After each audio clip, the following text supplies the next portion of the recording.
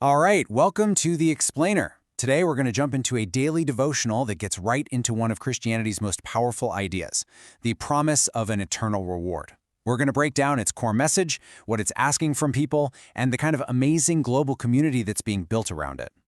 So, right at the core of this whole thing is this one verse from Revelation.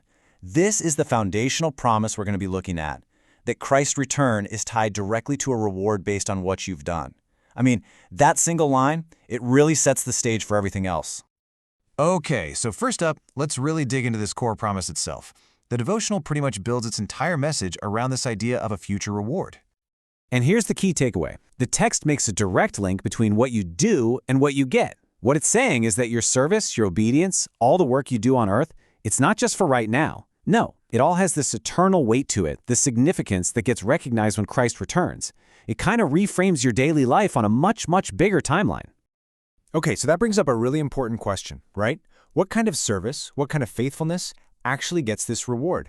And the devotional has a pretty interesting answer for this. Now this is where it gets really fascinating to me. The source makes it super clear that this isn't just about the big stuff, the huge public acts of service that everyone sees. Instead, it's talking about something way more detailed. It's saying that every single small moment of faithfulness, even the acts that seem totally insignificant, they all count. So it's not so much about ticking off a list of grand gestures, but more about a constant state of being. Like a lot of devotionals, this one doesn't just throw an idea out there and leave it. It asks for a response. It's all about moving from just thinking about it to actually doing something in your everyday life. And they lay out a super clear path for how to do that. It's basically a three-step game plan. First, just reflect. Think about how you're serving right now. Second, identify. Pinpoint those areas where you could be a little more faithful. And finally, act. Just take one single step to be more intentional. It's a really clear and doable framework based on that belief that your work really does matter. But here's the thing. You're not supposed to do this all on your own. This source material is actually just one part of a whole ecosystem, with community connections and resources designed to help people actually live these ideas out. So the author, David F. Myfalou, has actually written a bunch on these topics. If you look at his other book titles, you can see a really clear focus on the study of end times and the power of prayer. What this shows us is that this little daily reading, it's just one piece of a much bigger puzzle, a whole way of looking at faith and the future. And this is where that idea of community really comes to life.